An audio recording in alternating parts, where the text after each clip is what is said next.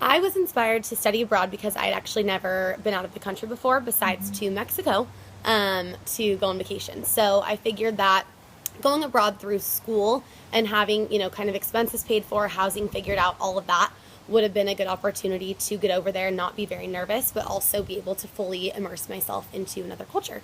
And I decided to go to Spain because Spanish is the only language that I had any knowledge of. I was inspired to quit my job and travel because I was in the corporate world and just decided that it wasn't for me and knew that I was going to go on a completely different career path into teaching. And so I decided to take a couple of months off, save all my money, and go abroad because I really had nothing holding me back here.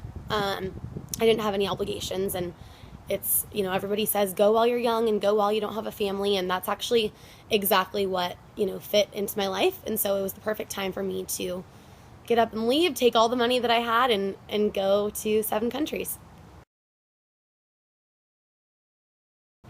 At this time, I also had friends that were living abroad in really cool countries. I had somebody that was in India and another friend, two friends actually, that were living in Australia. So I figured what better way to go and experience, a culture and a country than from somebody who had been living there and also being able to stay for free. So that was good.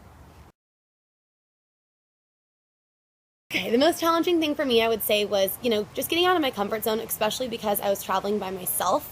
I really had to, push myself to be the one to go up to a group of people because I was alone and, ask, can I, eat with you? And just know that everyone is just as receptive as you are to meeting people and, wanting to make new friends.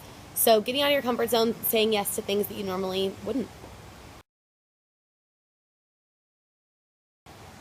The most important thing I learned while I was traveling was do not have a plan. Or if you do have a plan, don't think that you're always going to stick to it. I think it's great to have kind of a summary or an outline of what you want to do and where you want to go, but you're definitely going to meet people along the way who, you don't want to leave them. And so you stay in one city or one country for a couple of extra days, or decide, they're going somewhere, so you want to go there too.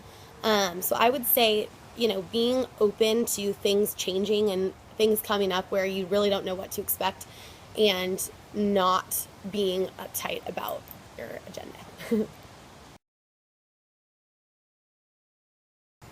My favorite quote is, "To live is the rarest thing in the world. Most people exist, that is all." And that's by Oscar Wilde. Why is that your favorite quote? I love it. I've actually always loved that quote. I just think that it's a good reminder of not everybody is going to experience what life has to offer, and you kind of have to be the one to go out of your way to do that. You're existing, you're going through the motions every day, rather than really living and knowing what it feels like to, experience something, experience everything. And so that's just always been a quote that's important to me.